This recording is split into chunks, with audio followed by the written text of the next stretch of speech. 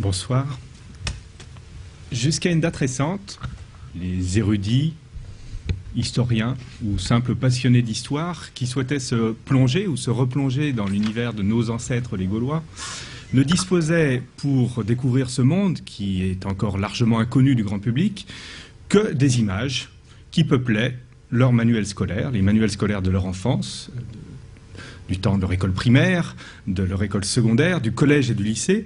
Et ces images, vous les connaissez, en tout cas en partie, avaient cet aspect-là. Elles nous présentent un peuple de bons sauvages, au sens que Jean-Jacques Rousseau a donné à ce terme, qui vivait dans la forêt, dans des habitations qui sont construites, mais ma foi pas très éloignées de simples huttes, de simples cabanes, les maisons en paille des trois petits cochons, dans un environnement très naturel, au milieu des animaux, au milieu des chiens, du petit bétail, des poules, mangeant pratiquement à terre. Certes, un peuple qui s'est mis à la culture, à cultiver les champs, qui possède déjà quelques techniques, la technologie du fer par exemple, la faculté de fabriquer des poteries, des objets en métal comme ce chaudron, mais un peuple qui demeure présenté de manière extrêmement primitive. Et cette image, finalement, qui pourrait nous paraître ancienne, ne l'est pas tant, elle est postérieure à l'invention de l'imprimerie en couleur, et en fait elle est tout à fait récente. C'est une image qui est extraite d'un manuel scolaire qui a moins de 20 ans. Et c'est encore de cette manière-là qu'on présente ce peuple gaulois.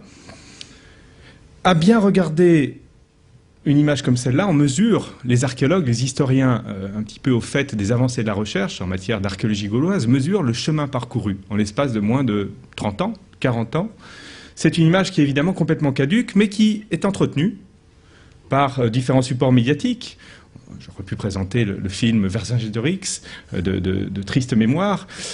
En l'occurrence, c'est un album que vous connaissez sans doute, un petit Gaulois tout à fait célèbre, qui nous présente un monde gaulois, bien sympathique, bien chaleureux, mais qui n'est pas du tout éloigné de cette vision, la vision des manuels scolaires, et pour cause, c'est une vision qui est intégralement inspirée des textes anciens, consacré aux Celtes, aux Gaulois, et qui nous présente effectivement un monde de forêts, de bois, des habitations dont les textes ne parlent pratiquement pas. Ce sont des textes qui sont souvent teintés d'un parti pris ethnocentrique, colonialiste, pour ne pas dire raciste, et qui nous présente effectivement un monde primitif amené à accéder un jour, après la conquête par les Romains, à la civilisation. Et les deux vignettes tirées de cet album, Le Domaine des Dieux, illustrent parfaitement le contraste entre une Gaule antérieure à la conquête, peuplée de forêts, d'arbres de forêt, de quelques cabanes, et une Gaule postérieure à la conquête romaine, après la guerre des Gaules menée par Jules César, une Gaule intégralement recouverte, non pas de bitume, mais de pierre, de marbre et de constructions monumentales importées, introduites par l'occupant romain. Alors, beaucoup de chemin parcouru depuis ces quelques images qui aujourd'hui devraient complètement disparaître de notre mémoire, puisque, on le sait aujourd'hui, la Gaule n'est pas un pays de forêt. C'est une première affirmation que l'archéologie apporte très clairement. En fait, des forêts à l'époque gauloise, il y en a pratiquement moins qu'aujourd'hui. La Gaule de l'époque de Jules César, du 1er siècle avant notre ère, est un paysage très ouvert de champs, de prairies, cultivées, ou affecté au pâturage, un paysage extrêmement ouvert, et cette aquarelle réalisée autour d'un site que vous connaissez sans doute, qui est le site archéologique de Bibracte, au Mont-Beuvray, près de Glu-en-Glen, où se situe aujourd'hui le centre de recherche européen de Bibracte, qui présente effectivement une ville gauloise perchée sur une éminence, entourée de champs cultivés et de prairies. Et si l'on compare, si l'on confronte cette aquarelle à une photo récente prise du même site, aujourd'hui, on mesure que le site est beaucoup plus naturel, beaucoup plus couvert de forêts aujourd'hui qu'il ne l'était à l'époque. Une autre donnée importante de l'archéologie, c'est de montrer que ce peuple gaulois n'était pas fermé, replié sur lui-même, comme le village d'Astérix, retranché derrière ses palissades, mais très ouvert sur l'extérieur, notamment ouvert aux apports commerciaux, aux importations commerciales. Et les épaves fouillées au large des côtes de la Méditerranée, dans les environs de Marseille, de Fos-sur-Mer notamment, ont mis en évidence des bateaux chargés de plusieurs centaines et parfois même de plusieurs milliers d'amphores à vin importés de Grèce et d'Italie, qui inondent littéralement tous les sites de la Gaule d'avant la conquête, jusqu'à 50, 100 ans avant la guerre des Gaules. Des millions, et je dis bien des millions d'amphores circulent sur le territoire gaulois, importés par des marchands romains, des marchands italiens ou grecs. Et vous voyez, la carte de gauche l'indique clairement, ces amphores, on les retrouve absolument partout, jusqu'à la lointaine Armorique, en Belgique et même au-delà, jusqu'aux Pays-Bas, en nombre variable. Mais la plupart des sites gaulois de cette époque livrent des centaines à plusieurs dizaines ou plusieurs centaines de milliers de ces amphores à vin. Les Gaulois étaient de grands amateurs de vin importés d'Italie, ils n'en produisaient pas eux-mêmes, et c'est un critère de civilisation assez important, puisque qui dit échange implique bien entendu un système monétaire qui permet ces échanges sur une base équitable, des infrastructures, des ponts, des bateaux qui permettent de remonter les fleuves, tout un système d'infrastructures commerciales qui rend ces échanges, qui permet de réaliser ces échanges sur une échelle très vaste, très large, et sur des quantités de marchandises tout à fait importantes. L'infrastructure, l'archéologie commence à la mettre en évidence sur les sites de Gaule, notamment sous la forme de voies. On a toujours pensé que les voies avaient été introduites en Gaule par l'occupant romain. En vérité, on se rend compte, et là on n'en est qu'au début de cette découverte, que ces voies, en fait, elles préexistent bien souvent au réseau routier mis en place par les Romains. Et vous avez ici l'exemple d'une voie romaine fouillée devant l'oppidum de Gondole, dans le Puy-de-Dôme, où nous allons nous rendre dans un instant. Alors, dans ce contexte de civilisation relativement développée, on peut dire que l'existence de villes, de grandes cités, va pratiquement de soi. On n'imagine pas un monde aussi évolué, cohabitant dans des huttes, dans de simples villages, tout à fait modestes et primitifs. Et l'existence de villes donc va de soi, et c'est sur ces villes que nous avons focalisé nos recherches au cours des 10-20 dernières années. Et le site dont nous allons parler aujourd'hui en est l'un des bons représentants. C'est le site de l'oppidum de Coran, en territoire arverne, peuple gaulois qui a donné son nom à l'Auvergne actuelle, Arverne-Auvergne. Et c'est un site qui se situe à une quinzaine de kilomètres au sud-est de Clermont-Ferrand. Le site actuel de Coran n'est pas spectaculaire du tout. C'est un plateau, un haut plateau, semblable à l'oppidum de Birac que je vous montrais il y a un instant. Un haut plateau qui est aujourd'hui cultivé. Pas de vestiges spectaculaires, pas de colonnes en pierre ou de murs en maçonnerie élevés, pratiquement pas de pierre à la surface du sol. Et c'est sur ce site que nous avons focalisé nos recherches, le site de ce que je pourrais qualifier de ville fantôme. C'est une ville fantôme, abandonnée il y a très longtemps, à l'époque de la guerre des Gaules, justement, au moment de la conquête de la Gaule par Jules César, et dont il ne reste absolument rien de visible sur le sol. Si vous promenez à la surface de ce site, vous n'imaginerez pas que l'on pourrait trouver sous la surface des labours ce que vous avez sous les yeux, à savoir une grande ville gauloise restituée par la magie de l'informatique et du cinéma. Et c'est ce projet de restitution qui a quelque chose de tout à fait magique, que nous allons vous présenter aujourd'hui avec David Geoffroy. Alors, avant d'en venir à la chaîne opératoire qui permet ce travail de restitution, je vais vous présenter le site de manière assez globale, assez générale, pour contextualiser un petit peu ce travail que nous avons effectué sur le sanctuaire de Coran, que vous avez ici au premier plan. Et pour commencer, donc, nous allons nous intéresser un petit peu à ce chantier de fouilles mené depuis 2001. Les fouilles ont démarré sur le site en 2001, elles se sont poursuivies jusqu'à nos jours. Ce sont des fouilles qui ont duré à peu près 10 ans et nous espérons qu'elles se poursuivront dans les années à venir. Et ce sont des fouilles qui, comme le montre cette image, ont porté sur une surface tout à fait dérisoire. Le plateau totalise à peu près 60 hectares et nous en avons en 10 ans fouillé environ 1 hectare. C'est tout à fait dérisoire.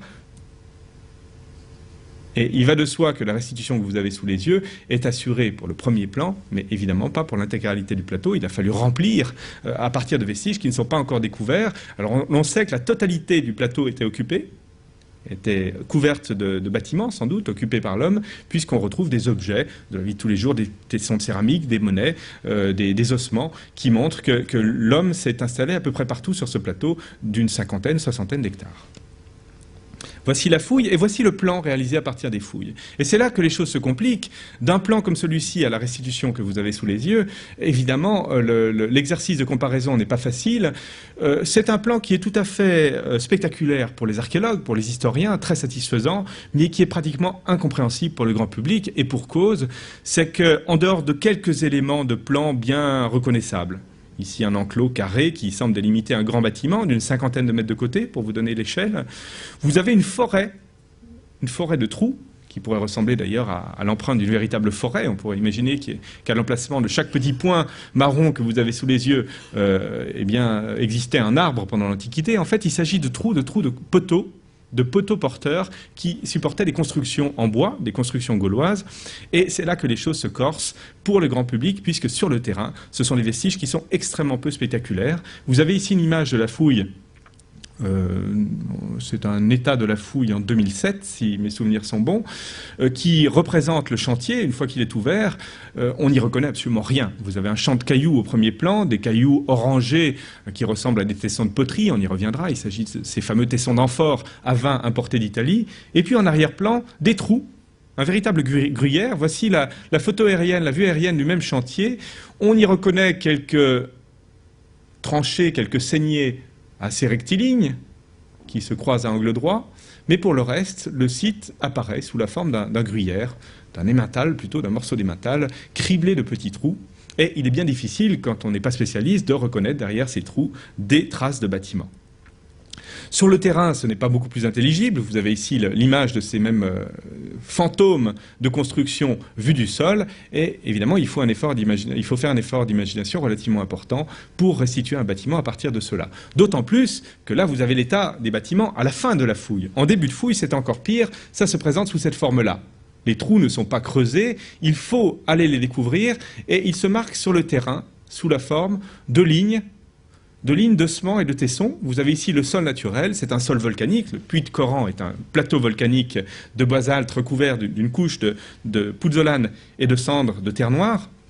Et c'est dans cette terre noire que se marquent des lignes qu'il faut vider. Alors dans le détail, ça se passe comme ça. On nettoie le sol, on repère une ligne de tessons et d'ossements, on vide cette poche de tessons et d'ossements, et on obtient les trous que vous avez ici.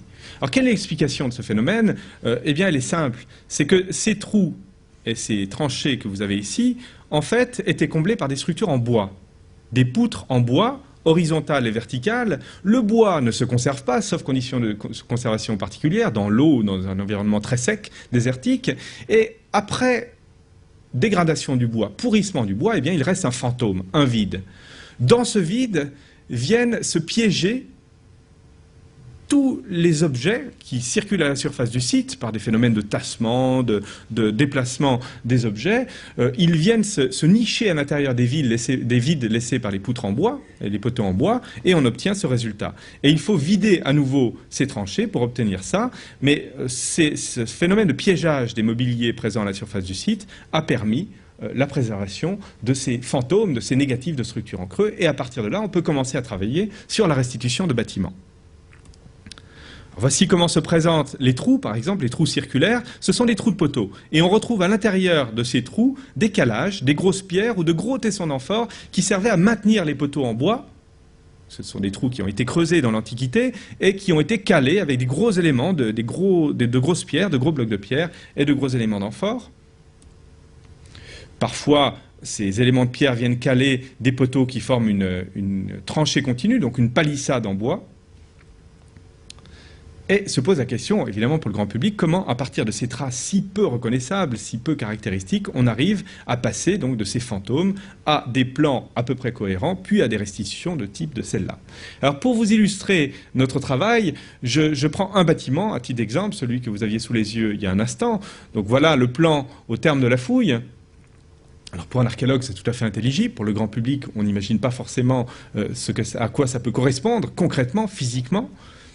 Et le petit schéma que vous avez ici vous expliquera comment nous procédons.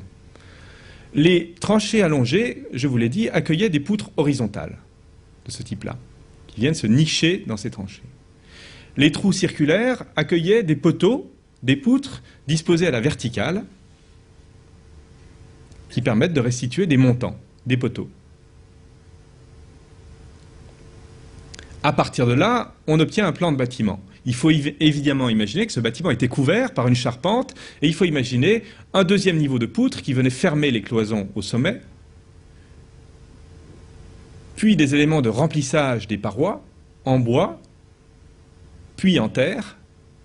Le cadre en bois, l'armature de bois sert de support à des parois en terre, et puis enfin, au sommet de tout ça, évidemment, une charpente qui permet d'obtenir une structure de bâtiment, une porte à peu près cohérente. Et si on applique le principe à l'ensemble du bâtiment et de ses annexes, eh bien on arrive à quelque chose de relativement compréhensible pour le grand public. Voici donc une maison de centre-ville avec son enclos, sa propriété, sa parcelle adjacente. Voilà comment on l'obtient. Alors, des indices nous permettent de compléter cette restitution.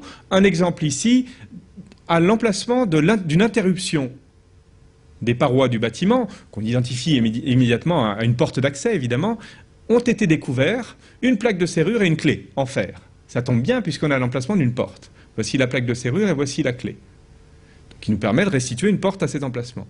Ici, une petite poignée de chaudron. Il y avait un petit foyer, une structure dédiée à la cuisson des aliments devant le bâtiment. C'est au travers de ce type d'indice qu'on arrive à compléter cette restitution de manière relativement objective.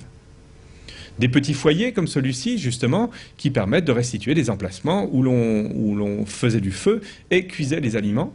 Et puis on s'aide pour restituer les bâtiments, bien entendu, des travaux antérieurs réalisés par les collègues sur d'autres sites. Et je vous ai mis à titre d'exemple un type de restitution relativement classique, par la base du dessin, de l'aquarelle, effectuée sur le site d'une autre ville gauloise, fouillée sur l'oppidum du Titelberg, au Luxembourg, dans l'actuel Luxembourg, qui nous donne la restitution d'une maison gauloise avec son cadre en bois, ses parois en terre, des petits foyers domestiques situés à l'intérieur et à l'extérieur. Voici sur quelle base on arrive à restituer nos bâtiments de Coran. Alors certains bâtiments sont construits de manière un petit peu plus compliquée, surtout quand on avance dans le temps. Ils avaient des sols qui étaient construits en pierre, avec des pierres soigneusement agencées. On se rapproche déjà plus de l'architecture romaine. Et surtout, ces bâtiments plus récents, qui datent de 10, 20 ans, ils sont de 10 ou 20 ans antérieurs à la conquête romaine, comportaient des toitures de tuiles. Et ça, c'est l'une des nouveautés, l'une des informations majeures apportées par l'archéologie gauloise de ces dernières années. Les Gaulois ne vivaient pas dans des huttes primitives, mais dans des maisons relativement bien construites. Je vous en ai montré deux exemples il y a un instant. Certaines comportaient même des toitures de terre cuite, comme les grandes maisons romaines d'Italie ou de Gaule du Sud, et d'autres étaient même revêtues d'enduits en terre qui étaient peints en rouge, comme le montre la petite vignette que vous avez en bas de l'image, des enduits peints, donc qui laissent à supposer que ces maisons présentaient quand même un certain confort. À ce confort se rattache la présence de petites citernes domestiques pour le stockage de l'eau potable. Ici, une petite citerne qui permettait de stocker en permanence entre 500 et 1000 litres d'eau pour une consommation familiale. Ces amphores à vin que je vous présentais tout à l'heure sous forme d'une carte, eh bien, elles sont totalement omniprésentes sur le site. Sur le seul quartier fouillé depuis 2001, nous en avons prélevé pas moins de 30 tonnes de tessons d'amphores, toutes importées d'Italie. Et ces amphores sont si nombreuses qu'elles interviennent dans la construction des sols. On les trouve parfois dans des petites caves, des petits celliers. Vous voyez, il est bien difficile de reconnaître derrière un trou comme celui-ci, dans lequel ont été jetés des amphores, une cave. Et en fait, il faut partir, là encore, de ces fantômes, de ces négatifs de structure en creux. Ici, vous avez une grande fosse allongée avec une petite excroissance qui correspond à un escalier d'accès, à une marche d'accès. Et là aussi, la comparaison avec d'autres sites, ici c'est le site de Besançon, parking de la mairie, permet de restituer un petit cellier semi-enterré, une sorte de coffre de stockage des denrées qui était enterré dans le sol, à moitié enterré dans le sol. Des objets très prestigieux qui proviennent de ces bâtiments, qui sont tout à fait étonnants, puisque là aussi, ces objets nous en disent beaucoup sur le mode de vie de ces Gaulois de l'époque d'indépendance de la Gaule. On est là 20 ans, 30 ans, parfois même 50 ans avant l'arrivée de Jules César en Gaule, et on découvre aujourd'hui sur un site comme Coran des objets dont on n'aurait pas du tout soupçonné l'existence il y a encore quelques décennies, qui nous montrent que nos Gaulois ne maîtrisent pas seulement la technologie du fer, mais ils pratiquent des opérations chirurgicales à la manière des Grecs et des Romains, puisqu'on a découvert sur le site un scalpel, une petite sonde qui sert aux opérations de chirurgie. Ils pratiquaient l'écriture, puisque ce petit objet en os servait à graver les tablettes de cire, des tablettes de bois revêtues de cire, à la manière des courriers que s'envoyaient les Romains à la même époque, des ustensiles de toilette, des peignes en os qui montraient qu'ils soignaient leur apparence. On y trouve des bijoux importés de très loin, des bijoux en or importés d'Italie, parfois même de l'espace grec, de la région de Tarente, comme ce petit pendentif en or qui provient de Tarente en Italie. Des bagues à pierre d'intaille, connues très largement dans le monde romain, et que l'on retrouve là, jusqu'à un demi-siècle et parfois même un siècle avant la conquête romaine sur ce site. Et donc, on voit que même si le site est très peu spectaculaire, les modes de vie qui avaient cours sur un plateau comme celui de Coran, eh bien, étaient tout à fait évolués. Et on peut dire que nos Gaulois n'ont pas attendu d'être conquis, vaincus par les Romains pour accéder à un certain stade de civilisation. Une fois que je vous ai présenté ça dans le cadre d'une conférence comme celle-ci, vous avez peut-être une idée plus précise, intuitive de ce que pouvait être ce monde gaulois, mais ça s'arrête là. Pour aller au-delà, pour vous permettre de vous plonger dans cet univers, il faut en passer par un travail qui n'est plus du tout de ressort des historiens, des archéologues que nous sommes. Il faut faire appel à des professionnels de l'image. Et je vais céder immédiatement la parole à David Geoffroy qui va vous expliquer comment, dans le cadre du projet de fouille de Coran, nous en sommes venus petit à petit à privilégier autant la restitution et l'imagerie qui entoure les vestiges que vous avez ici, en tout cas lui donner la même importance que la fouille elle-même et la collecte de données scientifiques. Voilà, je cède la parole à mon collègue David Geoffroy, avec lequel je travaille depuis bientôt 10 ans également. Bien, alors comme vous pouvez le constater, donc Mathieu est un brillant orateur et c'est comme ça, grâce à ça, à ce talent d'orateur, qu'est né ce projet de restitution 3D en fait, lors d'une conférence que tu avais donnée en 2001. Voilà, l'idée suite à cette rencontre en fait a été de faire un film autour de la fouille de Coran et la question se posait de savoir comment on pouvait présenter au public effectivement les vestiges de la fouille et les rendre plus compréhensibles. Et donc c'est ainsi qu'on est arrivé à l'idée de restituer ces vestiges en 3D. Alors au départ, donc pour situer, un projet de film en fait, ça doit être porté par une société de production. Donc plusieurs réalisateurs comme moi, nous nous sommes associés pour créer une société qui s'appelle Courju Productions. Donc avec l'idée au départ de se spécialiser un petit peu dans l'archéologie et le documentaire d'archéologie pour ma part, et puis pour mes collègues aussi, et moi-même aussi, de faire aussi des courts-métrages de fiction, voilà, d'où le nom Courju. Voilà. Donc suite à cette rencontre avec Mathieu, en fait, est né ce projet de film. Alors Mathieu a brièvement abordé l'histoire des amphores importés et donc du vin importé sur le site, mais sans parler de Posidonios d'Apamée en fait, qui est un grec en fait qui nous a livré un témoignage important sur un roi arverne, le roi Luerne, qui donnait de grands festins un peu à la manière, qui ont sans doute un peu, le texte a sans doute un peu inspiré Astérix, mais effectivement on s'en rend compte justement avec l'archéologie que la réalité était sans doute différente. Donc Posidonios d'Apamée nous a livré ce texte sur ce roi arverne Luerne, et si on confronte le texte à la réalité archéologique, en tout cas à ce qui a été fouillé à Coran, voilà, le projet de documentaire est né ainsi. Donc ce projet s'appelle Les Festins de Luerne. Donc l'idée est née donc en 2001 suite à cette rencontre. Il a mis très longtemps à voir le jour.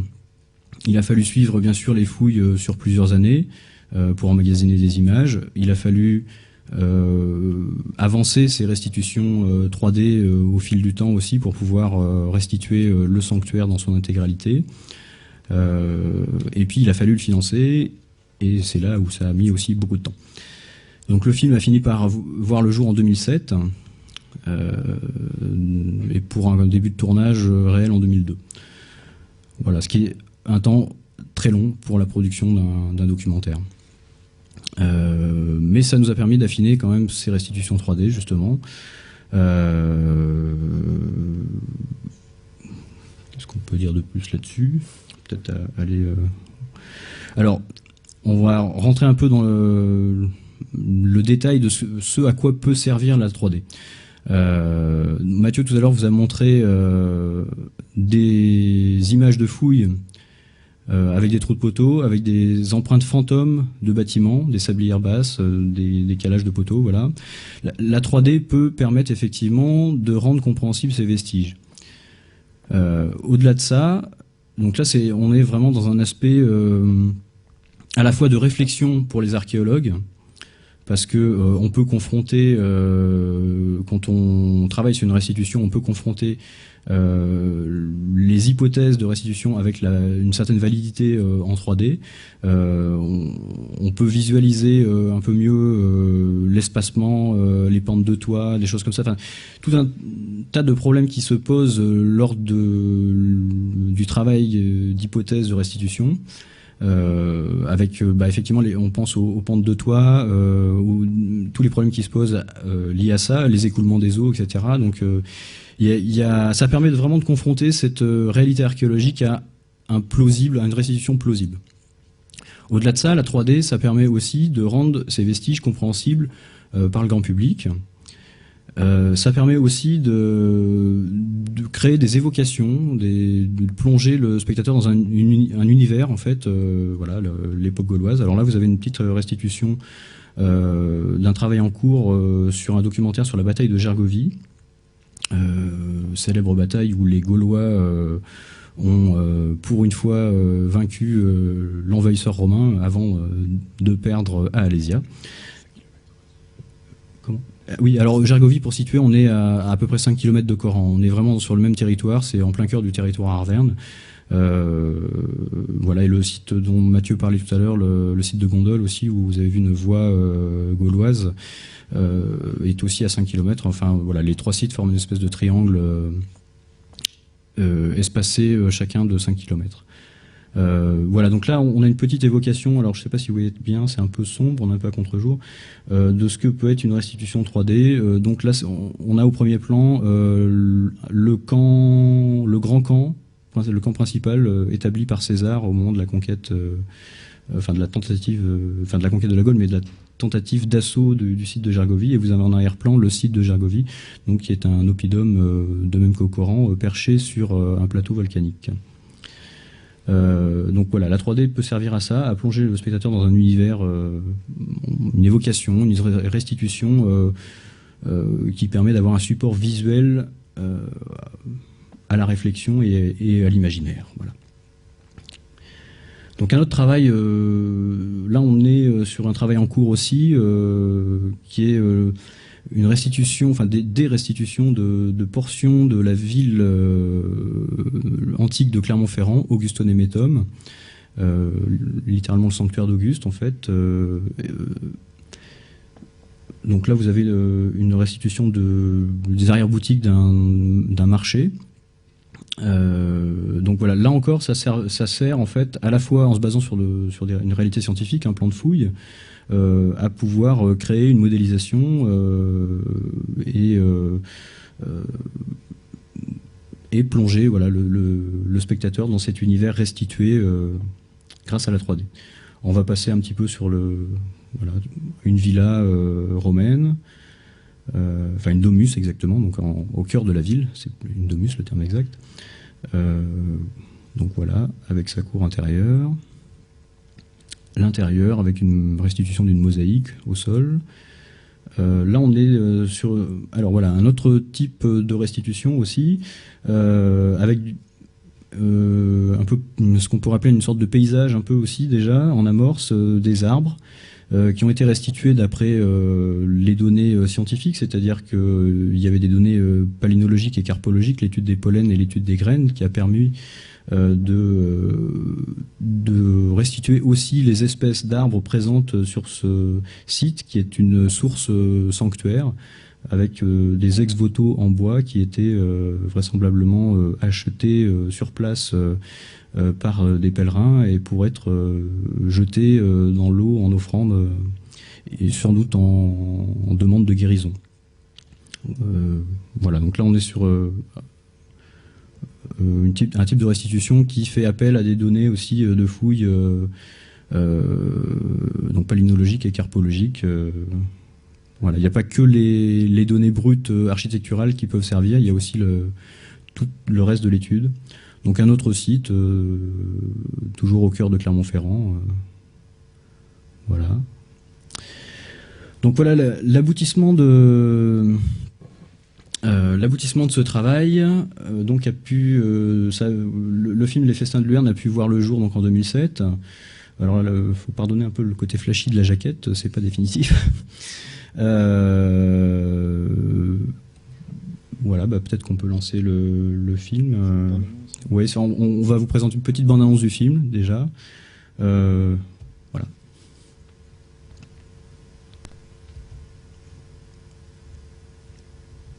C'est le début du film, exactement. On a laissé ça, c'est pour le côté frime. Ce film a reçu donc un prix au dernier festival du film d'archéologie d'Amiens, ce qui est une récompense pour autant le travail de fouille des archéologues que entre autres la restitution 3D.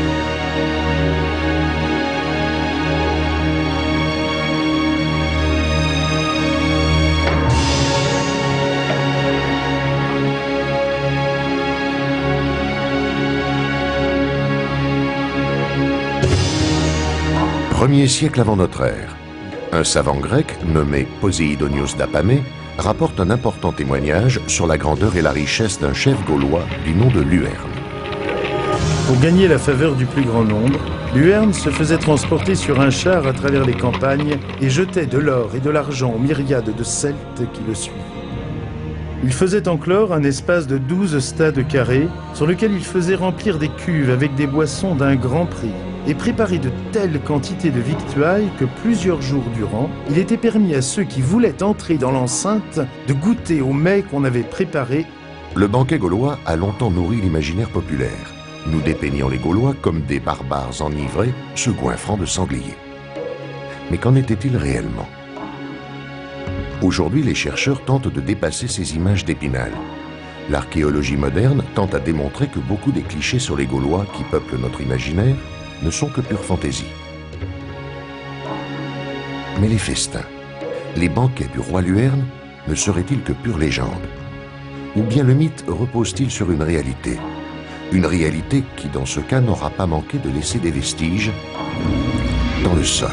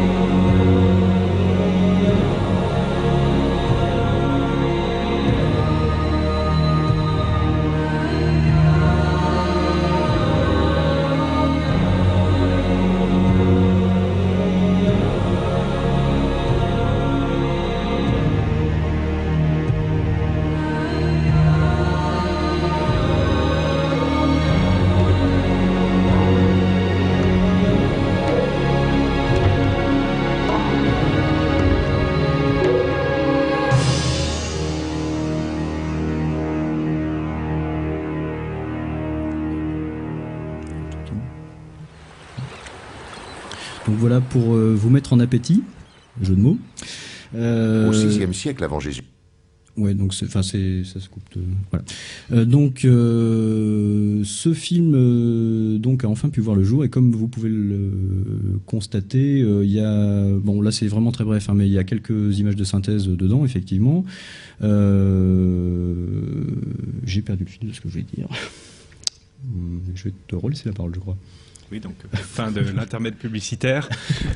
Non, en fait, un petit complément important, vous avez vu un exemple de combinaison d'images de synthèse 3D de films. Ce qui est assez intéressant, c'est une technologie qui est encore peu appliquée pour des reportages, des documentaires d'archéologie, mais qui permet de rendre ces restitutions 3D beaucoup plus vivantes, évidemment, qu'elles ne le sont si on fait appel à des personnages informatisés qui ressemblent à des figurants de jeux vidéo. Donc ça, c'est une technologie qui est appliquée par David, une technique qui est appliquée par David avec succès sur le site de Coran, et qui est amené à se développer. D'ailleurs, ce film a déjà quelques années, donc tu obtiens des résultats encore plus réalistes aujourd'hui. On en parlera tout à l'heure. Ce qui est important pour le grand public qui assiste à un film comme celui-ci, et qui a un minimum d'esprit critique, c'est de se poser la question simplement, mais sur quoi reposent des restitutions aussi spectaculaires quand on voit, pour le public qui visite nos fouilles, quand on voit le caractère ténu des vestiges que nous mettons au jour, la difficulté qu'il y a à comprendre la construction à partir de vides, de trous, on peut légitimement douter de la fiabilité de nos restitutions. Et c'est un petit peu l'objectif de cette conférence aujourd'hui, c'est de vous montrer que, évidemment, comme dans toute restitution, il y a une part d'imaginaire, d'imagination, il y a une part de mise en ambiance également au niveau des couleurs, des sons, des images, mais que, dans la mesure du possible, nous essayons d'ancrer ces restitutions au maximum dans la réalité de terrain. Et c'est tout l'objectif de cet exposé, c'est de vous montrer comment, à partir d'un exemple, l'exemple du sanctuaire de Coran, les quelques images qui viennent de vous passer sous les yeux, quelles sont les bases scientifiques qui permettent d'obtenir ce travail. Alors le sanctuaire lui-même, je vous l'ai montré tout à l'heure, il se situe ici au sud de l'aire fouillée depuis 2001. Nous l'avons fouillé entre 2001 et 2005. Les fouilles de Coran ont démarré par ce sanctuaire qui se présente en plan sous la forme d'une grande enceinte carrée, à peu près carrée, de 50 mètres de côté, avec une entrée à l'est, comme c'est très généralement le cas pour les sanctuaires de cette période. Tous les sanctuaires antiques sont orientés, au sens propre du terme, en direction du soleil levant. Là aussi, il faut un minimum de connaissances pour identifier un plan comme celui-ci et un plan de sanctuaire. D'autant plus que ce sanctuaire, comme le reste, est totalement invisible aujourd'hui à l'œil nu, en tout cas pour un œil non averti, quand on se promène sur le plateau de Coran. Alors il se trouve que sa forme a été préservée dans le paysage, puisque les murs du sanctuaire, qui a perduré à l'époque romaine, n'ont pas été épierrés par les paysans. Ils ont préféré construire leurs murets de parcelles par-dessus les murs romains. Et donc le petit carré, le champ carré que vous avez ici, qui est beaucoup plus petit que les champs alentours, qui ont été remembrés à partir des années 1950-60, eh bien, ces limites correspondent au sanctuaire antique de l'oppidum de Coran. Au terme de la fouille, eh bien, le sanctuaire se présentait comme ça, en vue aérienne, c'est toujours aussi peu spectaculaire. Vous avez quelques murs romains très abîmés, très arasés par l'activité agricole, par les labours, et puis, là encore, ces trous de poteaux, ces tranchées, ces fossés, qui délimitent, qui matérialisent les bâtiments gaulois. Voici comment ça se présente sur le terrain, en fouille. Ce sont des images qui ont déjà quelques années maintenant, la fouille en 2002. Et vous voyez, c'est quand même très très difficile d'imaginer qu'on puisse passer de vestiges aussi plats, aussi peu spectaculaires aux restitutions que vous venez de voir. Voici le plan dressé au terme de la fouille avec le sanctuaire romain qui recouvre un sanctuaire plus ancien, un sanctuaire gaulois, selon un principe bien établi par ailleurs sur d'autres sanctuaires de Gaule, le principe des poupées gigognes, c'est-à-dire qu'on se contente à l'époque romaine, plutôt que de détruire le sanctuaire, de l'enserrer, de l'enchasser dans une nouvelle construction. Et là on voit très bien en gris le plan du sanctuaire gaulois qui est repris à l'époque romaine, avec des bâtiments maçonnés qui, eux, ont laissé des traces dans le terrain. C'est de la pierre, du mortier, et ça subsiste. Même si c'est mal conservé, il en reste des traces. Alors voici une aquarelle que nous avions fait réaliser, enfin plutôt que le magazine Ça m'intéresse avait fait réaliser à l'occasion d'un dossier consacré au site de Coran du magazine Ça m'intéresse en 2003, si mes souvenirs sont bons. Et voici la seule manière qu'on avait de restituer un sanctuaire comme celui-ci. Ça a l'avantage, comme dans la bande dessinée, de rendre les choses assez vivantes, mais évidemment il y a une forte part d'interprétation, voire de surinterprétation dans une aquarelle comme celle-ci, et il faut pouvoir justifier en tout cas garantir un minimum de fiabilité. Quand on voit une image comme celle-ci, il faut que les scientifiques puissent défendre pied à pied chaque élément, chaque détail de l'image. Bon, le plan, je ne vais pas m'attarder dessus. Vous avez un grand fossé qui est le fossé d'enceinte du sanctuaire, qui dans un premier temps correspond à une simple cloison de bois, une palissade de bois qui montait sans doute à 3, 4, peut-être même 5 mètres de haut, qui permet de retrancher le sanctuaire, qui est l'espace consacré aux divinités, dans lequel on honore les divinités, de le retrancher du monde des vivants, du monde profane, de la ville alentour. Ça, c'est un élément classique. À l'intérieur de cette enceinte sacrée qui est accessible par une porte monumentale, vous avez une série de petits bâtiments, on reviendra sur ces bâtiments, qui se marquent, comme le reste, par des tranchées, tout à fait modeste. Vous avez ici une image du fossé. Un piège qu'il faut éviter, c'est de considérer que tous les vestiges que vous avez sous les yeux sont contemporains. En fait, le fossé n'est pas contemporain des trous de poteaux que vous avez ici. Ces vestiges correspondent à 2 états de construction du sanctuaire. Le plus ancien, avec une simple palissade, qui descendait quand même 1,70 m sous terre, c'est creusé dans la roche volcanique, donc là on ne peut pas l'inventer. Et puis enfin, une galerie qui recouvre tout ça, on arrache la palissade et on reconstruit le sanctuaire sous la forme d'une grande galerie monumentale, périphérique. Vous avez le plan ici, des poteaux qui forment comme une colonnade, des poteaux en bois qui forment comme une colonnade boisée qui entoure une grande cour centrale où se déroulaient les rites, dans laquelle se déroulaient les rites. Alors quand on effectue les restitutions on a parfois la chance de bénéficier de documents, d'images antiques, et celui-ci est tout à fait extraordinaire. C'est une pierre qui a été découverte en 2005 dans l'enceinte du sanctuaire, qui est un croquis d'architecte ou d'ouvrier ou de contremaître, qui a été réalisé au moment de la reconstruction du sanctuaire au tout début de l'époque romaine, et l'architecte ou le contremaître devait expliquer un point de détail de la construction à un ouvrier, sans doute, ou à un visiteur, et il y a réalisé sur une pierre qui traînait par là un dessin, un croquis du sanctuaire, à la fois en plan, vous avez ici le plan, et en élévation. Alors c'est très mal griffonné, mais on reconnaît ici un mur de pierre, la pente des toits à 4 pans, ici, représentés en plan. C'est le type de document qui nous permet de travailler, alors évidemment sous une forme très sommaire ici, sur les constructions antiques, telles qu'on les perçoit au travers des négatifs, des trous laissés dans le sol par le pourrissement du bois. Une autre manière de représenter cette réalité, après la fouille, c'est la maquette, bien entendu. Des maquettes qui, comme on en voit dans tous les musées aujourd'hui. Et vous avez ici une maquette réalisée au terme de la fouille en 2006 pour une exposition que nous avions montée au musée gallo-romain de Lyon-Fourvière, qui s'intitulait Partutatis. Et cette maquette permet de se faire une idée comment, à partir de trous, de simples trous de poteaux comme cela, on obtient des bâtiments en bois un petit peu plus importants, puisque là vous avez une échelle, la tour d'entrée, la tour-porche d'entrée que vous avez ici montait jusqu'à 12 mètres de haut. Et la partie périphérique, elle, montait au minimum à 7-8 mètres pour le haut de la pente du toit. Donc c'est tout à fait monumental. Et vous avez sous les yeux un sanctuaire qui est tout à fait comparable au sanctuaire connu dans le monde romain ou grec à la même époque. La seule différence, c'est une différence de forme, de matériaux. C'est-à-dire qu'on utilise du bois et de la terre qui ne laissent pas de traces après pourrissement. Et il ne faut pas oublier que dans le monde grec et dans le monde romain, quelques siècles auparavant, au 5e, 6e siècle avant notre ère, encore, on construisait encore très largement en bois, y compris les sanctuaires. Vous connaissez sans doute cet exemple, le temple d'Héra, sur le fameux site d'Olympie, l'un des plus grands sanctuaires du monde grec continental. Les colonnes du temple d'Héra ne sont pas identiques. Vous avez des colonnes cannelées, des colonnes lisses, des différences de style. Et ça s'explique par le fait que ce temple, dans un premier temps, jusqu'au 7e, 6e siècle avant notre ère, était édifié en bois. Et on a remplacé les colonnes petit à petit par des colonnes en pierre.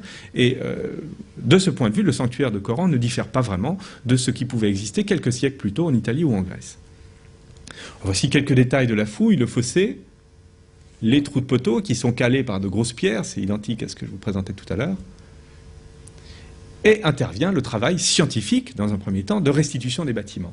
Pour la restitution des bâtiments, on s'appuie à la fois sur les vestiges et puis sur un certain nombre de concepts, de données scientifiques, théoriques, qui font qu'un poteau peut tenir pour peu qu'il ait un ancrage de 20 ou 30 cm dans le sol. On peut calculer la hauteur du poteau en fonction de son degré d'enfouissement. On a un rapport généralement de 1 à 6, de 1 à 7, ça dépend aussi du diamètre du trou de poteau. Et vous avez des schémas qui vous montrent comment, à partir d'un trou, on arrive à restituer un poteau de telle taille, de tel diamètre. Les calages nous aident à voir quel était le diamètre du poteau, 30, 40, 50 cm. Pour la galerie périphérique, ces poteaux faisaient au moins 40 à 50 cm de diamètre, donc il s'agit de véritables troncs, c'est très très massif. Des éléments techniques de charpente, puisque les techniques de charpente ont relativement peu évolué entre l'Antiquité et le 19e siècle, l'époque moderne. Il a fallu attendre évidemment l'invention de nouveaux matériaux de construction pour que les choses changent, mais c'est tout à fait récent. Donc on peut s'appuyer sur des techniques de construction traditionnelles utilisées par les charpentiers qui travaillent aujourd'hui à l'ancienne. Et c'est un travail qui a été réalisé par un étudiant de l'université de Toulouse, le Mirail, François Blondel, qui dans le cadre d'un mémoire de master, dirigé par Pierre-Yves Milsan, a réalisé une étude des bâtiments de Coran. Il possède lui-même une formation de charpentier, ce qui lui a été très très utile dans le cadre de la réalisation de son travail scientifique, et ce sont des données tout à fait importantes. Des indices qu'on ne soupçonnerait pas, les clous en fer. Le site de Coran a livré des milliers de clous en fer qui étaient utilisés dans la construction des bâtiments. La typologie des clous, la forme des clous nous renseigne sur les techniques de construction. Évidemment, il est évident que des gros clous comme celui-ci, qui font jusqu'à 10-20 cm de long, servaient à maintenir des poutres et des madriers très importants, alors que de tout petits clous comme celui-ci, eh bien, servaient à fixer des petites planches ou des petites planchettes. Et par ailleurs, ces clous, comme le montre la photo que vous avez ici à droite, ont conservé la trace fossile de bois qui montre qu'ils intervenaient effectivement dans la construction de bâtiments en bois. Donc c'est tout à fait étonnant, vous avez les restes fossiles du bois conservés dans la rouille.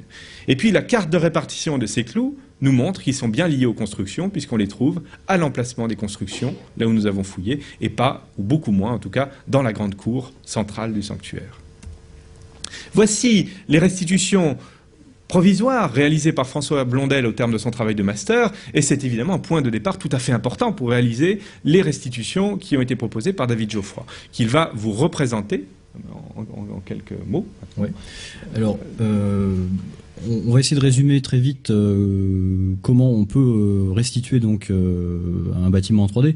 Alors la 3D, c'est pour ceux qui connaissent un peu, il y a une pléiade de logiciels possibles pour pouvoir faire des modélisations 3D. Donc une modélisation 3D, enfin un bâtiment, bah, ça se modélise. Ce sont des polygones en fait. Donc là vous avez des vues de haut, la forme. On va peut-être passer sur la vue suivante. Ouais, on voit, c'est un peu trouble.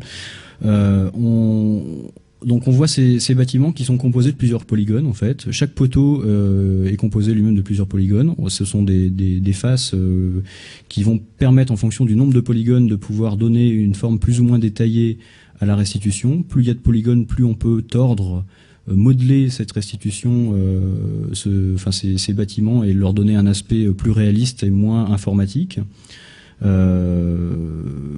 Voilà, alors, ouais.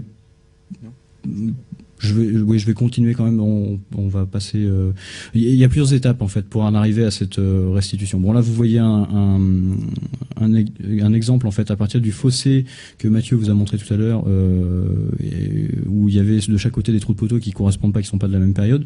Mais voilà, sur une portion de la fouille en fait, la restitution avec de ces colonnes en fait qui maintenaient la galerie périphérique du sanctuaire. Donc voilà une version un peu plus en couleur. Donc on reviendra après sur les choix esthétiques des couleurs un peu plus tard. Vous voyez là modéliser aussi le calage du poteau. Tout un tas de petits débris qui traînent sur le sol en fait, qui sont eux aussi modélisés. Donc ce sont des millions de polygones, hein, même pour en arriver à une restitution comme ça, aussi détaillée. Et encore, on a dû se freiner parce que les logiciels à l'époque où cette restitution a été réalisée étaient un petit peu frileux quant au nombre de polygones quand même. De même que les ordinateurs pour le rendu. Donc à l'époque, c'était en 2006-2007. Voilà, il a fallu quand même se freiner pour des raisons à la fois de possibilités techniques et puis aussi de temps de rendu qui devenait un peu trop impressionnant. Donc la phase suivante, une fois qu'on a ces modélisations des bâtiments, c'est le texturage. Donc là, vous avez tout simplement une texture de mur en fait pour avoir un effet photoréaliste. Sur une modélisation 3D, en fait, on utilise donc des photos réelles. Alors des photos de réel du monde gaulois, on n'en a pas, hein, je vous rassure. Par contre, effectivement, on peut, en faisant des photos de choses existantes de nos jours, retoucher ensuite avec des logiciels de retouche photo pour arriver à boucler ces photos pour que on puisse, en fonction de la dimension de l'objet modélisé, adapter la taille de la texture à l'objet. Donc voilà. Là, vous avez un effet d'ombre sur le bas, enfin qui est pas vraiment un effet d'ombre, qui est un effet de salissure en fait. Ça, c'est le genre de petit détail qui permet d'avoir un effet encore plus réaliste. On pourrait se contenter simplement d'avoir une restitution vraiment basique en fait, avec des formes simples, des cubes, et puis coller simplement une texture dessus. En fait, on essaie d'aller au-delà. Déjà, avec ce que je vous disais tout à l'heure, ce nombre de polygones qu'on essaye de pousser le plus loin possible pour pouvoir vraiment donner du bruit, enfin du défaut à cette modélisation, la rendre moins informatisée en fait. Voilà, pareil, encore un exemple en fait de texture qu'on va pouvoir plaquer sur un mur de bâtiment. Là, vous avez alors ça, c'est plutôt un type de texture qu'on utilisera sur des bâtiments vus de loin parce que, comme vous le voyez, les poteaux de bois et les sablières basses ne sont pas modélisés, mais sont directement appliqués sur la texture. Donc là, ça permet de gagner justement en polygone. Donc pour des bâtiments de loin, ça passe tout à fait et on peut garder cet effet réaliste. En plus, vous avez des salissures, des taches, des coulures, mais tout en allégeant la modélisation. Par contre, quand on est sur des bâtiments de près, on va plutôt modéliser chaque morceau de bois, comme bon là c'est encore une texture, mais sur reviens un tout petit peu, voilà, non l'autre, celle avec la porte. Voilà. Par exemple, sur cette porte-là, enfin sur un bâtiment où on pourrait utiliser cette texture-là, pour le rendre plus réaliste quand on crée une vue de près, chaque élément va être modélisé. C'est-à-dire que l'encadrement de la porte va être modélisé, chaque poteau sera modélisé, la porte elle-même sera modélisée, la fenêtre aussi. On pourra ouvrir la porte, la fermer, enfin voilà. Et de même que pour pousser vraiment le détail très loin sur ce que vous avez vu tout à l'heure, les détails sur le sol, en fait, voilà, chaque petit élément peut être modélisé. C'est ce qui va lui donner du relief et rendre ces restitutions le plus réaliste possible dans la limite des possibilités des logiciels. Mais ça évolue très vite. Pour les toitures, donc là vous avez une vue d'une texture de toit, tout simplement en bardeau de bois, avec un effet d'ombre qui permet d'avoir l'illusion d'un volume quand même quand on est légèrement en biais, parce que les premières restitutions qu'on avait fait, chaque bardeau était modélisé. Donc vous imaginez le nombre de polygones. Peut-être pas chaque bardeau, mais enfin en tout cas chaque rangée de bardeaux était modélisée.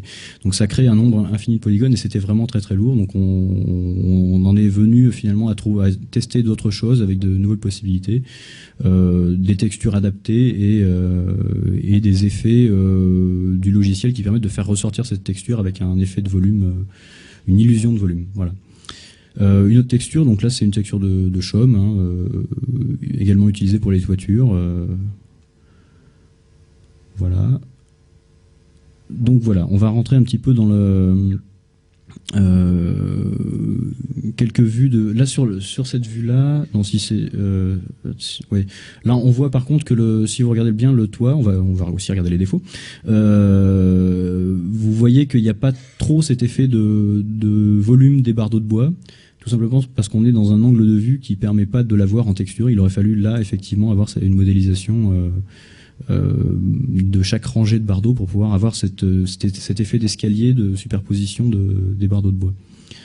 Voilà, donc la suite en fait de cette modélisation, c'est on a donc pour résumer la modélisation, le texturage et ensuite on a la mise en lumière. Donc là vous avez sur cette vue et la vue précédente un peu un exemple, bon ça ressort pas très bien, mais avec des effets d'ombre en fait. Voilà, maintenant il existe des logiciels qui permettent de travailler cet effet de lumière comme on pourrait travailler une scène en cinéma. Là en l'occurrence avec un effet de lumière qui recrée l'illusion d'un soleil avec une lumière assez forte, donc un contraste très fort entre l'ombre et la lumière. Ces effets d'ombre portés, vous voyez là au milieu de l'image un effet d'ombre alors si tu peux montrer avec le curseur sur l'autre image. Voilà, l'ombre du... Celle-ci, voilà.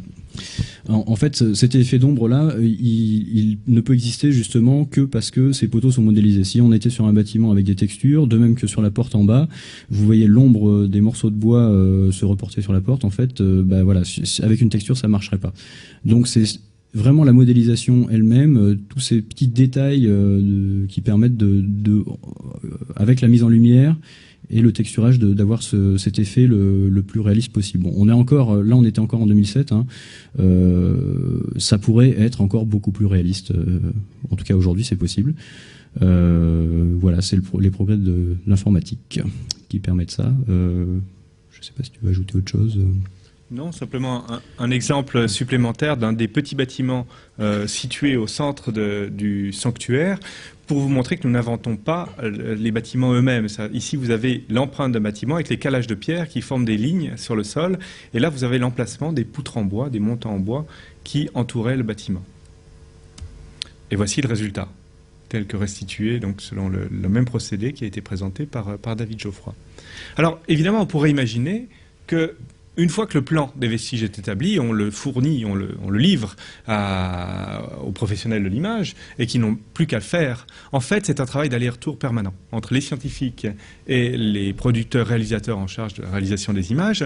Et c'est un aller-retour permanent qui, nous, en retour scientifique, nous sert énormément dans la progression de nos connaissances. Parce qu'on est amené à se poser des questions qu'on ne se poserait pas. Et je dois dire d'emblée quelque chose, c'est que pour le public non averti, qui n'a pas l'habitude de voir de telles images de bâtiments aussi bien construits, qui en serait resté peut-être à l'image de ces huttes de paille des manuels d'histoire, on a le sentiment qu'on va un petit peu trop loin quand même. C'est de pousser le bouchon à partir de tas de cailloux et de tranchées comme celle-ci. On va un petit peu loin dans la restitution des bâtiments, des couleurs et des textures. En fait, sans trop de risque de me tromper, je pense qu'on ne va pas assez loin. Vous avez ici la porte du sanctuaire, avec une porte de planche qui ne me satisfait plus du tout aujourd'hui, avec des jours, je pense que même des portes de grange, on ne les construirait pas aussi mal aujourd'hui. Or, c'est la porte d'un grand sanctuaire, qui est sans doute l'un des sanctuaires centraux, sinon le principal sanctuaire du peuple arverne avant la conquête, et il est certain qu'on n'a pas laissé des planches en bois brut comme ça.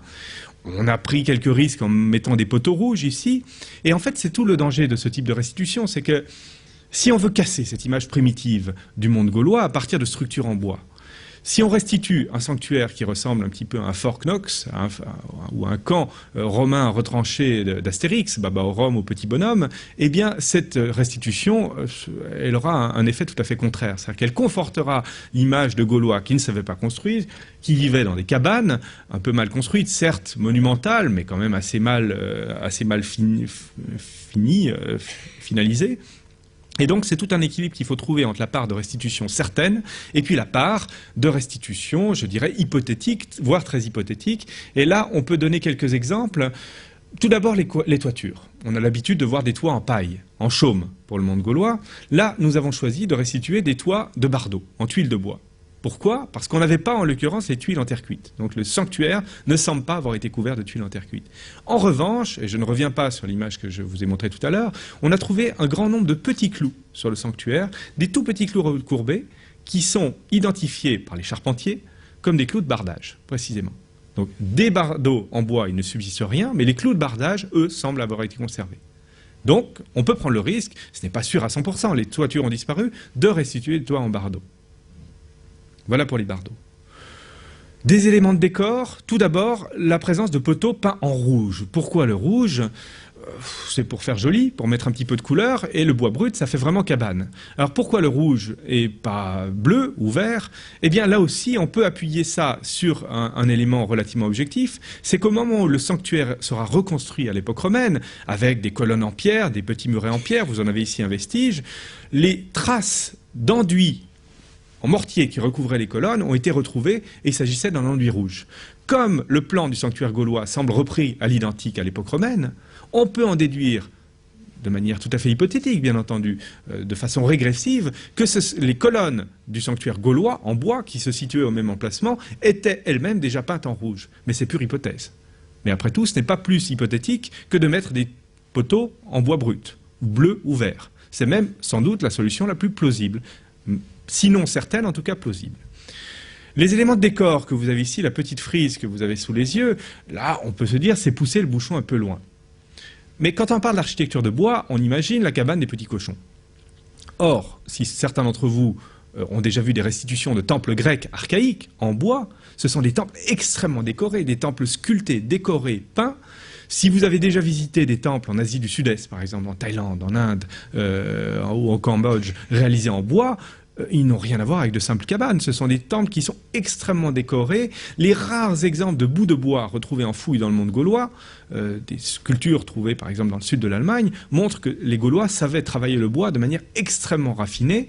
Et nous avons des exemples plus proches en Auvergne, à Clermont-Ferrand, avec la découverte de vases peints réalisés par les artisans gaulois, peints de motifs absolument fabuleux, des motifs végétaux, pratiquement abstraits, des êtres fabuleux, des animaux, qui montrent un grand savoir-faire dans la réalisation des images et un grand savoir-faire technique dans les techniques de peinture. savoir-faire qui est tout à fait égalable, tout à fait semblable à celui des artisans, des potiers grecs qui travaillent sur des vases à figure noire ou rouge au 6e, 5e siècle avant notre ère. Donc par déduction, même si on n'en a pas la preuve, on n'a jamais retrouvé un morceau de bois sculpté ou peint sur le sanctuaire du Coran, moi je prends le risque, je suis persuadé que ce sanctuaire n'était pas brut, mais qu'il était peint et sculpté comme tous les sanctuaires antiques et tous les sanctuaires contemporains réalisés en bois. C'est plus facile de sculpter et peindre le bois que de sculpter et peindre la pierre. Et là aussi, peut-être qu'on n'est pas assez loin. On n'est pas allé assez loin, c'est-à-dire qu'on a restitué uniquement une petite frise un peu timide sous la pente des bâtiments, mais du toit des bâtiments, mais peut-être qu'il aurait fallu aller plus loin et mettre plus de sculpture et de peinture. C'est tout l'équilibre qu'il faut trouver entre la restitution et puis la réalité. C'est une petite allusion discrète au fait que ce sanctuaire devait être peint, sculpté et peint, mais on ne peut pas aller plus loin. Après, c'est une question de jauge, savoir jusqu'où on va. L'intérieur du sanctuaire a livré beaucoup d'informations sur les rites qui se déroulaient là, et on travaille sur les bâtiments, mais également sur les objets, sur les accessoires qui décoraient cet espace. Et j'en profite pour vous présenter une découverte qui a été réalisée tout récemment, en octobre 2009, il y a quelques mois seulement, à l'occasion de travaux de surveillance liés à une mise en valeur du sanctuaire que je vous présenterai rapidement tout à l'heure, qui a livré un dépôt d'objets en fer qui ne ressemble à rien. C'est un tas de rouille. Franchement, pour un non-spécialiste, identifier derrière les formes complètement floues que vous avez sous les yeux des éléments d'armes ou d'équipements gaulois, il faut déjà quelques années d'études, ou en tout cas une bonne connaissance de cette période et du matériel, du mobilier archéologique contemporain de ce sanctuaire. Là, c'est évidemment tout le travail des spécialistes, mais prenez les coques que vous avez ici. C'est une coque en métal avec deux petites ailettes. Eh bien, pour un spécialiste, pas de problème, c'est ce qu'on appelle un umbo de bouclier. Et en restitution, ça donne cela. Seul le fer est conservé, le bouclier en bois, lui, a disparu, on a parfois les bordures, les orles de bouclier conservées, mais tout le reste a disparu, mais ça suffit pour restituer un bouclier. Vous avez ici une crête en bronze ajouré, de très belle facture, qui est en fait une crête de sanglier enseigne en bronze. Le reste a disparu, mais c'est comme ça qu'il faut se représenter la chose. On a une vision toujours très parcellaire des objets. Ici, vous avez un sanglier restitué intégralement découvert à Soulac-sur-Mer, et la crête que nous avons découverte dans ce dépôt est absolument identique à celle-là. Donc il faut imaginer, associé à cette crête, un sanglier en bronze qui a disparu, parce que le bronze a été récupéré, volé, peu importe, on ne sait pas où il a disparu. Il a été arraché par les labours, peut-être, ou par un pillard moderne, peu importe. Mais en tout cas, ça suffit à restituer un objet comme celui-ci. Et vous avez d'autres objets encore plus difformes, comme cette gangue métallique, cette masse métallique. Et là, c'est tout le travail des scientifiques. Tout d'abord, par radiographie, identifier la structure de l'objet. Vous voyez un objet qui est constitué de milliers, de dizaines de milliers même de petits anneaux en fer. Il s'agit en fait d'une cotte de maille. Et la restauration de cet objet en cours, après radiographie, vous avez le résultat ici à droite, c'est tout récent, c'est une photo que j'ai obtenue la semaine dernière, et bien montre qu'effectivement on obtient une cotte de maille. À partir de ce tas de rouille, on obtient une cotte de maille, et quand on va encore plus dans le détail de la photographie des anneaux, on se rend compte que ces dizaines de milliers d'anneaux étaient tous riftés les uns sur les autres. Vous avez ici la trace d'un petit rivet, minuscule, c'est inférieur à 1 millimètre. Ils étaient tous riftés les uns aux autres. Je ne sais pas si vous imaginez le savoir-faire technique, technologique qu'il y a là derrière. Voici le résultat sous forme restituée, alors non pas par la magie de l'informatique, puisque cette découverte est trop récente, mais par le biais de reconstitution, de troupes de reconstitution qui reproduisent des objets tels qu'ils pouvaient exister à l'époque gauloise. Et enfin, ce dépôt, constitué d'une cotte de maille, de boucliers, d'un sanglier enseigne, c'est en fait une enseigne militaire qui était utilisée dans le cadre des batailles pour signaliser des troupes ou des corps de troupes, comme le faisaient les Romains d'ailleurs. Eh bien, tout cela nous permet de restituer un trophée tel que les réalisaient les Romains et les Grecs. À partir du butin des armes prises à l'ennemi, ils fabriquaient des sortes d'épouvantails, de grands mannequins couverts des armes prises à l'ennemi, qui décoraient les sanctuaires ou les places publiques. Ici, vous avez une représentation de l'un de ces trophées figurés sur l'arc de triomphe d'Orange, dans le sud de la France, avec les mêmes éléments, les boucliers, la cotte de maille ou la cuirasse, le sanglier, les enseignes, parfois des trompes de guerre, et c'est selon toute évidence, à ce type d'assemblage que nous renvoie la découverte que nous avons faite en octobre de l'année dernière. Là, le travail de restitution n'est pas encore fait. David Geoffroy va s'y atteler dans les semaines à venir. Et c'est un travail qui sera assez spectaculaire puisque nous allons pouvoir restituer sur la base de ces éléments tout le trophée. Vous l'avez vu, l'image que je vous présentais tout à l'heure, la maquette réalisée sur la base des fouilles, montre un sol du sanctuaire qui est jonché de tessons de céramique et d'ossements, on marche littéralement dessus, et on peut se demander si ça correspond à la réalité. Alors là, la réponse donnée par les fouilles, elle est claire, c'est que c'est aujourd'hui encore le cas. On marche littéralement sur les tessons et sur les ossements.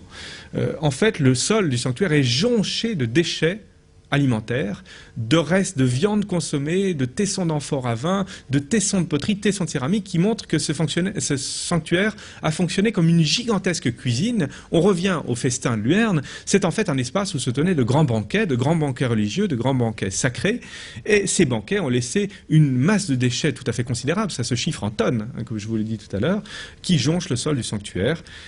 Alors, l'étude de ces déchets, la fouille et l'étude de ces déchets prend beaucoup de temps, évidemment, et on peut en dire un certain nombre de choses. Tout d'abord, ces banquets impliquaient de grandes quantités de viande animale, pas n'importe quels animaux, essentiellement des moutons et des chèvres, également des porcs, un petit peu de bœuf, mais pas de sanglier. Voilà une réponse claire apportée par les fouilles. Dans le banquet gaulois, puisque ces banquets ont bien existé, les fouilles montrent que Astérix n'avait pas tout à fait tort, les banquets gaulois ont bel et bien existé, on en retrouve la trace. Mais on n'y mangeait pas de sanglier. Le sanglier, comme le gibier aujourd'hui, est réservé pour les grandes fêtes d'exception. Il est consommé par une frange extrêmement étroite de la population, qui a le privilège de pouvoir s'adonner à la chasse, et on le retrouve presque jamais dans les poubelles gauloises, dans ces restes de repas. Ils forment généralement 1 ou 2% d'un spectre faunique constitué, comme ici, de dizaines de milliers, centaines de milliers d'ossements. Bon, une réponse claire apportée par les fouilles. Maintenant, ce qui est intéressant, c'est d'examiner un petit peu plus en détail comment se présentent ces ossements qu'on retrouve à la surface du sanctuaire. Et là aussi, il y a des informations intéressantes qui peuvent aider à la restitution.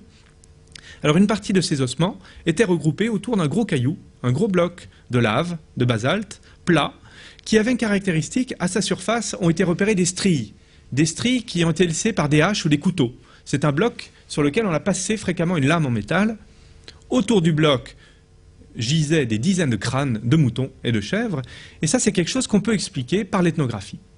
Puisque, à l'évidence, cette pierre est utilisée pour l'abattage des animaux, la découpe des animaux. Vous avez ici l'image d'un sacrifice de moutons en Afrique du Nord, ce qui se déroule sur une grande pierre, une grosse pierre plate.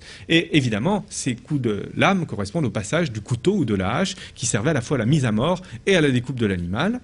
Les crânes, comme ici, sont jetés autour de la pierre, ou accrochés au bâtiment au titre de décoration. Alors voici la restitution effectuée par David de la pierre, avec le sang qui coule, c'est l'image très spectaculaire que vous aviez sur le film tout à l'heure. Si tu veux ajouter quelque chose, tu m'interromps, il n'y a pas de souci. Et voici une autre configuration où les crânes sont accrochés au bâtiment. Alors là aussi, pourquoi accrochés? On peut se demander. Après tout, on pouvait les laisser au sol. Ça ne devait pas sentir très bon, mais c'est la part qui est réservée aux divinités, la part qui ne sera pas consommée dans le banquet, parce que sur un crâne de mouton, il n'y a pas beaucoup de viande, il n'y a pas grand-chose à manger. Alors là, il y a des données intéressantes qui proviennent de la fouille. À l'aplomb de l'un des petits bâtiments, a été retrouvé un très grand nombre de mâchoires de moutons, des centaines de mâchoires de moutons. Vous voyez ici, ça forme des paquets très très larges de plusieurs dizaines de mandibules, de mâchoires. Et ces mâchoires, comme le montre l'image que vous avez ici, sont groupées par deux, très fréquemment. On se dit c'est logique, puisque un mouton, une tête de mouton, vous avez deux mandibules inférieures. C'est très logique, sauf que ça ne marche pas. Comme le montrent les petites lettres que vous avez ici, M pour mâle, F pour femelle, vous avez des mandibules qui sont groupées par paire, mais qui correspondent à un mouton mâle et à une brebis, un mouton femelle. Donc ça ne marche pas, ce n'est pas le même animal. Vous avez parfois un animal âgé, une mandibule d'animal âgé qui est mise avec une mandibule d'animal jeune.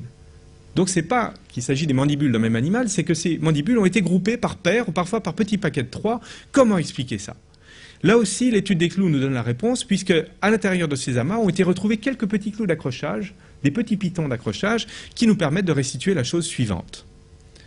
L'étude de sanctuaire, là aussi l'ethnographie nous permet d'aller plus loin, au Burkina Faso, comme ici, montre que dans le cadre du sacrifice, c'est une pratique qu'on retrouve très fréquemment en Afrique et en Asie du Sud-Est, on accroche les restes issus du sacrifice, les crânes, les mandibules, comme ici, au bâtiment, sous forme de guirlandes. Vous avez une image qui est encore plus explicite ici, une petite mandibule de mouton, qui permettent de restituer, eh bien, ce que vous avez vu sur la restitution tout à l'heure, des guirlandes de mâchoires. Vous me direz, c'est pas très décoratif, des mâchoires de mouton, des mandibules de mouton. En fait, c'est un mode de comptabilisation des sacrifices. en Asie du Sud-Est, en Afrique, plus le bâtiment est chargé de mâchoires, évidemment, plus on a accompli de sacrifices à l'intérieur, plus la communauté qui a procédé à ces sacrifices est riche, peut se permettre de sacrifier du bétail. Donc c'est une information importante qui est apportée à partir des fouilles. Et pour le public qui se demande légitimement, mais d'où viennent ces guirlandes de mâchoires, qu'est-ce que c'est? Eh bien là, on a des réponses claires à apporter. On n'a pas aucune certitude. On ne peut pas dire, on n'a pas des photographies de l'époque qui nous permettent d'affirmer que ces bâtiments étaient décorés comme ça. C'est simplement plausible, sinon probable, en tout cas plausible. On ne peut pas aller plus loin, mais il serait dommage de ne pas tenter la restitution sous cette forme-là. Un autre exemple, un anneau en fer, avec un élément d'accroche ici, eh bien, ça permet de restituer un chaudron. Ça suffit. Le reste du chaudron a disparu, il a été récupéré, volé, peu importe, ou il ne s'est pas conservé, mais un anneau comme celui-ci suffit à restituer un chaudron. Et puis enfin, ces tessons d'amphore qui jonchent le sol du sanctuaire, on marche littéralement dessus, vous voyez les fouilleurs marchent dessus littéralement, il est difficile de les éviter. Ces amas d'amphores qui forment parfois des agencements assez particuliers, donc ici restitués par l'informatique, c'est pour ça qu'il y a des amphores partout sur le sol du sanctuaire, parce que ça correspond à la réalité tout simplement, la réalité archéologique de terrain, la réalité de fouilles. Et parfois ça forme des agencements un peu plus particuliers, vous avez des petites fosses, pas profondes, qui sont entourées par des couronnes, des amphores disposés en cercle, en couronne. Vous avez ici la panse de l'amphore, parfois des cols. C'est assez organisé, et ça, c'est assez curieux, parce que quand on jette des amphores au sol, ça ne donne pas ce résultat-là. Et là, il faut attendre l'étude des amphores pour permettre d'aller plus loin. Vous avez vu tout à l'heure des images très spectaculaires d'amphores qui étaient sabrés à coups d'épée. C'est un des résultats des études menées sur le site de Coran et sur d'autres sites en Gaule, c'est de montrer que les amphores impliqués dans les rituels, dans les rites religieux, n'étaient pas débouchés, n'étaient pas ouvertes, mais littéralement sacrifiées à coups d'épée. Et vous avez vu des images très spectaculaires avec du sang, du vin rouge qui gicle comme le sang, qui jaillit comme le sang du col de l'amphore. Et ici, vous avez une image prise d'amphore recueillie sur l'épave de la Madrègue de Gien, au large des côtes de la Provence, qui montre que ce vin gaulois, ce vin romain importé en Gaule, était rouge. Vous avez du vin rouge qui coule sur le pont du bateau. Et donc, ça donne un résultat très spectaculaire. Il s'agit d'un rituel qui est attesté assez fréquemment sur les sanctuaires gaulois de cette époque. Donc là aussi, le fait qu'on retrouve par exemple le bouchon des amphores nichés, fichés dans le col, montre bien que l'amphore n'a pas été débouché, mais sabré. On retrouve bien souvent la trace du coup d'épée à la base du col, selon ce principe-là, un mode de fracture tout à fait particulier qui nous permet d'affirmer que ces amphores ont été sabrés. Donc que ces amphores interviennent dans le cadre de rites religieux.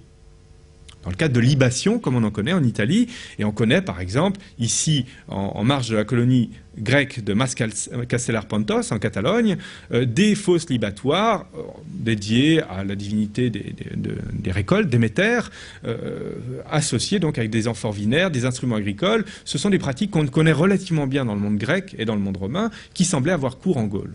Revenons à Coran. Ces amphores ont été disposés autour de petites fosses, pas très très larges, de forme carrée. Et là, on en revient à l'étude des clous. Je ne sais pas si l'image permet de l'observer suffisamment, mais vous avez ici, chaque petit point noir correspond à la découverte d'un clou en fer, d'un petit clou en fer, qui est un clou de menuiserie. Et vous voyez que ces clous forment des lignes, ici, autour de la fosse. On n'en trouve pas au centre, pratiquement pas. Et ça nous permet de restituer une cloison de bois. Là, c'est tout ce que nous pouvons faire en tant qu'archéologues dans le cadre de nos rapports de fouilles, et c'est là que David, Geoffroy et son équipe interviennent à nouveau, puisque ça nous permettra, à partir d'une photo de fouille comme celle-ci, de restituer à l'emplacement de ces clous en fer, tout d'abord une cuve en bois, représentée en mode filaire. Alors là, on peut justement faire une petite parenthèse sur voilà, un exemple en fait de modélisation. Là, vous avez les polygones qui apparaissent en fait. Donc chaque planche, l'espace entre deux traits en fait, voilà, constitue un polygone. Là, avec la texture donc de bois. Et la photo suivante avec la texture de vin ou l'inverse. Ah oui, voilà, bah voilà.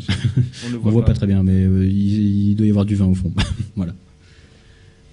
Voici le résultat final, donc dans le cadre de la restitution que vous avez vu tout à l'heure, de ces cuves, qui sont des cuves d'offrande, des cuves libatoires destinées à offrir une partie du vin, de la même manière qu'on offre une partie du sang des victimes animales et de la viande aux divinités qui résident sur le sanctuaire, au-dessus du sanctuaire, ou plutôt dessous, dans le sous-sol en l'occurrence, on leur offre une partie des breuvages consommés dans les banquets.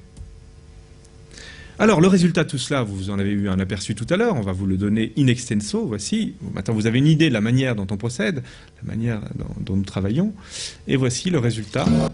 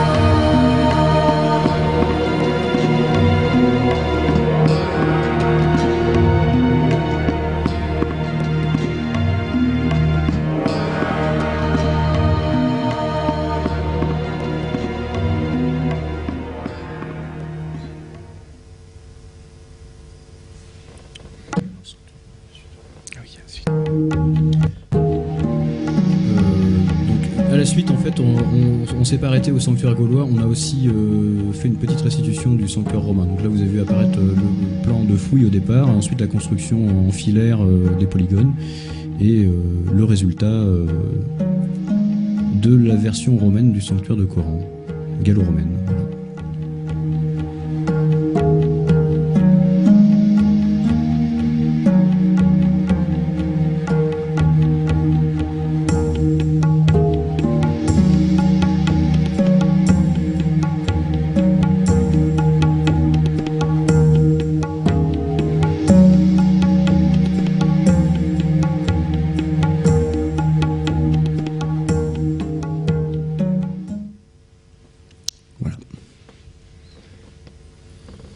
Voilà, l'heure tourne et nous sommes très bavards malheureusement et nous souhaiterions, puisqu'il nous reste un tout petit peu de temps, vous donner un aperçu de nos travaux en cours qui ne concernent pas uniquement le sanctuaire, ça c'est presque de l'histoire ancienne pour moi comme pour David, nous ne fouillons plus sur le sanctuaire depuis bientôt 5 ans et pour ce qui est du film Les Festins de Luerne, il est achevé et nous travaillons depuis quelques années sur l'environnement du sanctuaire, sur la ville. Nous sommes sortis de l'enceinte sacrée, nous travaillons sur la ville et là aussi les vestiges sont très spectaculaires, c'est tout ce qui entoure cette enceinte sacrée. Nous avons regardé dans le détail, avec un ensemble que vous avez ici qui est tout aussi intéressant, qui est une sorte de grande place de marché, je vais être obligé de vous le présenter en très très peu de temps, une grande place de marché bordée de grandes halles, de bâtiments. Et donc nous tentons un travail de restitution selon le même principe que ce qui vous a été présenté, une place centrale qui est aménagée avec une chaussée, un petit cailloutis damé à la poutre qui forme une chaussée assez solide, là encore jonchée de tessons d'amphores et d'ossements animaux. Et tout autour, des objets, ici marqués par ces petits points rouges, qui correspondent à des vestiges d'artisanat, qui nous permettent d'identifier cette place comme une place à vocation artisanale et commerciale, comme une grande place de marché sur laquelle on vendait, mais aussi on produisait un certain nombre de biens manufacturés. Ces biens, alors tout d'abord il s'agit de biens naturels, il y a un certain nombre de boucheries qui ont été identifiées autour de la place, des boucheries qui se signalent par la présence de déchets de boucherie. Cette fois-ci il ne s'agit plus de moutons ou de porcs sacrifiés, mais de bœufs. On ne trouve pratiquement pas de bœufs sur le sanctuaire, ce qui nous permet d'affirmer que cette boucherie n'est pas liée au sanctuaire, mais elle est destinée à la consommation des habitants de la ville. On retrouve ici sur ce schéma l'emplacement de ces boucheries associées à des traces d'artisanat du métal, du bronze, la production de petits éléments de parure. Alors on retrouve des creusets qui servaient à fondre le bronze, le cuivre, on retrouve des éléments de parure, de broches en bronze ou de bracelets qui n'ont pas été terminés. des petits lingots de bronze également qui servaient à la production donc, de ces bijoux, toutes sortes d'outils qui sont liés à des ateliers avec l'emplacement parfois des billots, l'emplacement même de l'établi de l'artisan. Et tout cela se situe donc autour de cette grande place dans ce qu'on pourrait qualifier d'arrière-boutique. Et à l'avant de ces boutiques, on trouve un grand nombre de pièces de monnaie et de jetons de compte réalisés dans des tessons de vase qui permettent d'affirmer qu'on vendait également ces produits sur la place. Donc vous avez un principe bien connu sur les places de marché d'aujourd'hui ou de l'Antiquité. Les artisans travaillent à l'arrière, ils vendent leurs produits sur la place à l'avant, sous des portiques. Voici pour le résultat de la fouille. Alors on trouve des monnaies gauloises, mais aussi des monnaies grecques, des monnaies romaines qui viennent parfois de très très loin, des éléments de balance avec un petit poids qui est importé d'Italie, qui montre que les échanges sont réalisés sur une base tout à fait équitable. Et puis en marge de ce complexe, une découverte tout à fait spectaculaire que nous avons effectuée en 2008, c'est une immense cave de près de 20 mètres de long, creusée dans le rocher, dans le basalte, qui était une cave de 2 mètres de profondeur, qui était remplie d'amphores, pratiquement entière. Et là aussi, nous avons procédé à un lent travail d'étude des vestiges. Alors ça passe par une étude des trous de poteaux. Je ne suis pas rentré dans le détail tout à l'heure, mais on dissocie les poteaux qui ont livré des calages de ceux qui n'en ont pas livré, la profondeur des poteaux, leur diamètre, etc., qui nous permet d'une part de phaser le bâtiment, qui a connu plusieurs états de construction. Là aussi, c'est compliqué, hein. Il n'y a pas un seul état, mais plusieurs. C'est une superposition de plusieurs bâtiments. Et une fois ce travail achevé, eh bien, on peut tenter une restitution technique de la charpente du bâtiment. Cette cave donc était associée à une grande halle de 20 mètres de long, 25 mètres de long, qui recouvrait la cave, et intervient ensuite la restitution informatique. Sous cette forme-là, c'est une maquette, c'est un pré-projet, dans le cadre d'une restitution de ce bâtiment et de la place qui est en cours. Voilà, alors là, sur ce projet-là, on va tenter d'aller un petit peu plus loin que ce qu'on a fait jusqu'à présent dans les films précédents. On va aussi justement expliquer tout le processus, ce qu'on a tenté de faire ce soir, c'est-à-dire comment on part de la fouille pour aller vers cette restitution. Voilà, ça fera partie notamment d'un prochain film sur Coran, qui sera le premier film, je pense, sur ce qu'était une ville gauloise. Et puis aussi, dans le cadre d'un autre projet qui va être une visite virtuelle, donc réalisée pour le Conseil général du Puy-de-Dôme et pour une exposition sur le site de Coran qui aura lieu au musée de la céramique de Lezoux, à côté de Clermont-Ferrand. Voilà, donc on va tenter dans ces projets-là d'expliquer comment on passe de la fouille à la 3D avec ce type de restitution où là effectivement on a aussi un aspect un peu plus technique. On va expliquer voilà la construction, la charpente, comment tout ça est assemblé. Bon là c'est à l'état de maquette, hein, c'est encore très sommaire. Voilà, alors. Voilà, encore plus sommaire, la façon dont on procède maintenant pour pouvoir tester des choses d'après les plans et pour valider certaines choses comme les pentes de toile, les imbrications des bâtiments les uns par rapport aux autres. Voilà, enfin en fonction des surfaces occupées par les bâtiments, il faut qu'on puisse tester en volume, voir si ça peut fonctionner ou pas. Voilà, on essaie de mettre en place une méthode un peu pour s'interroger. Et faire des allers-retours entre les archéologues, Mathieu et son équipe, et puis les infographistes qui travaillent sur le projet. Voilà. Alors là, il faut bien préciser que, évidemment, l'étude scientifique intervient toujours en amont de ce travail de restitution. Et en l'occurrence, c'est une étudiante en master à l'Université Lumière Lyon 2, qui est une bonne connaisseuse aujourd'hui des techniques de construction gauloise sur le site de Coran et de manière plus générale, qui effectue tout d'abord le travail de restitution scientifique des bâtiments sur la base des données présentées tout à l'heure. Les clous, la charpente, l'emplacement des poteaux, etc. Et évidemment, ce travail intervient en amont. Sinon, ça n'a aucun intérêt, aucun sens de réaliser des restitutions avant que ce travail soit terminé. Donc là, on en est encore à l'état de maquette, de pré-maquette, réalisée sous SketchUp, un logiciel d'usage libre qu'on peut obtenir sur Internet. C'est une pré-maquette et ensuite, évidemment, ça livre des bases tout à fait importantes pour la suite. Alors voilà le résultat, simplement quelques images, on ne va pas le détailler, c'est un projet en cours. Vous voyez l'espace qui environne cette grande place de marché, ce grand complexe artisanal et commercial est encore vide. Mais voici une première idée, et vous voyez que ça a relativement bien évolué du point de vue des textures et des ambiances. Voici les ambiances qu'on peut obtenir au niveau des bâtiments, avant même qu'on commence à peupler ces restitutions de personnages, d'étals, d'objets, de textiles, d'objets de toutes sortes qui vont lui donner vie. Mais vous voyez qu'on obtient déjà un résultat qui est relativement réaliste à ce stade-là. Voilà, moi c'est encore très très brut, hein. C'est vraiment les ça sort du four, hein, voilà. Il n'y a pas eu encore de travail. Bon, voilà, ça c'était quelque chose de plus ancien, mais qui permet de visualiser un peu à quoi on va aboutir en dimension. On sera presque à l'échelle du paysage, hein, voilà. Donc ça implique des millions de polygones et un travail long et laborieux, voilà, pour arriver à un résultat qui là n'est qu'à l'état d'ébauche, hein. Voilà, ça sera beaucoup plus réaliste que ça et beaucoup plus ludique aussi sous sa forme de visite virtuelle. Voilà. Voilà, un point de précision tout de même sur cette visite virtuelle. Ça, c'était un projet tel que nous l'avons présenté au Conseil général du Puy-de-Dôme. L'idée est la suivante, c'est de réaliser une véritable visite interactive, virtuelle interactive de l'Oppidum dans son ensemble. Vous avez tous vécu ou vu ou expérimenté ces visites, par exemple, d'une ville romaine comme Pompéi, sous forme d'aquarelle tout d'abord, ou de dépliants en transparent. C'est un petit peu le même principe, mais appliqué pour la première fois à une ville gauloise. Et l'idée est la suivante, c'est qu'on part d'une vue aérienne de la ville, telle qu'elle se présente là, on se plonge à l'intérieur, on peut se promener au gré de ses envies dans la ville, dans le sanctuaire, sur la place de marché, dans les habitats, dans les ruelles. Et la nouveauté de cette visite, ce sera d'intégrer précisément des éléments de réalité, non pas virtuelle, mais des réalités filmées. C'est-à-dire qu'on pourra rentrer dans les shops des métallurgistes, par exemple, des bouchers, on pourra rentrer dans le sanctuaire et les voir travailler. Et toute la gageure de ce projet, ça va être de combiner des images virtuelles avec des personnages en arrière-plan, quelque chose d'assez vivant, à des images réelles dès lors qu'on pénètre en intérieur, sans qu'on se rende compte, et voir des gens travailler à la manière d'un Posidonios d'Apamée, d'un ethnographe grec ou romain, qui serait invité dans ce site, qu'on tolère, et qui peut aller voir les gens travailler dans leurs activités commerciales, quotidiennes, artisanales, mais aussi religieuses, et découvrir une ville gauloise en pleine vie, en plein mouvement, telle qu'elle a pu exister au 1er siècle avant notre ère. Donc ça sera un petit peu le projet. En principe, le site devrait être mis en ligne, accessible gratuitement bien entendu, à partir du mois de septembre de cette année, donc d'ici quelques mois.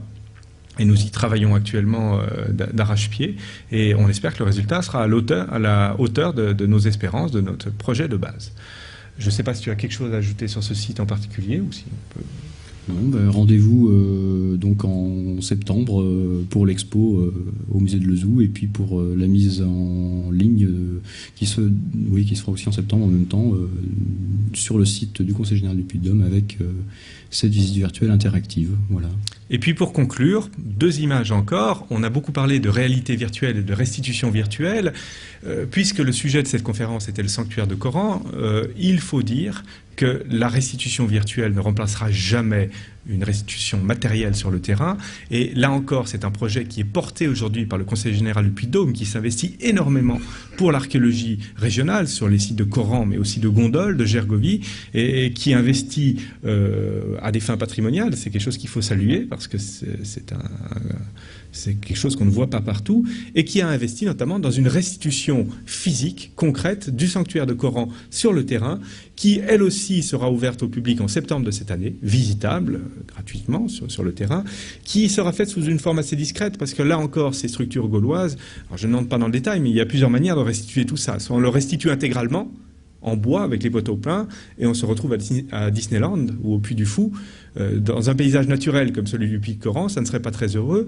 Là, on a choisi une solution intermédiaire. C'est un projet qui est réalisé par Claude Chazelle, paysagiste à Clermont-Ferrand. C'est une restitution allusive des vestiges de ce sanctuaire sur le terrain. Vous en avez une idée ici sous une forme aquarellée qui permettra de voir à la fois les vestiges romains, à gauche, et puis la couche gauloise sous forme de trous et de poteaux en bois, restitués sur une faible hauteur, à l'exception de l'entrée, et qui permettra, avec les cuves et les poteaux, de se faire une idée des volumes du bâtiment, des panneaux d'information, etc., qui permettront d'obtenir sur place, sur le terrain, les informations nécessaires à la compréhension du site. Et ensuite, évidemment, pour ceux qui veulent se plonger véritablement dans l'ambiance de ce site, eh bien, rendez-vous sur Internet. Mais je dirais que la restitution informatique ou sous forme de film ou de site Internet ne suffit pas. Il faut également que sur le terrain subsiste une trace de ces bâtiments, de ces fouilles que l'archéologie a remis au jour au terme de plusieurs années de travail. Voilà, je crois que nous en avons terminé. Nous aurions beaucoup de choses à dire sur tout cela, mais nous souhaitons conserver un petit peu de temps pour vos questions éventuelles, et c'est bien volontiers que nous y répondrons dans les minutes à venir. Voilà, merci pour votre attention, de notre part à tous les deux.